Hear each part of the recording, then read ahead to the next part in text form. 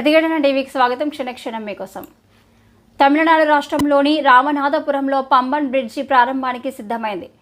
శ్రీ రామనవమి సందర్భంగా మధ్యాహ్నం 12:45 పంబన్ బ్రిడ్జిని ప్రారంభించి నరేంద్ర మోడీ జాతికి అంకితం చేయనున్నారు.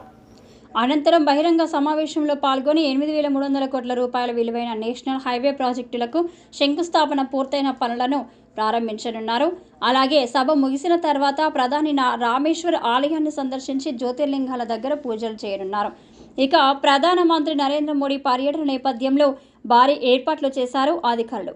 అయితే రామేశ్వరం తాంబరం మధ్య బ్రిటిష్ కాలంలో నిర్మించిన పంబన్ బ్రిడ్జ్ స్థానంలో కొత్త వంతెనను కేంద్ర ప్రభుత్వం నిర్మించింది.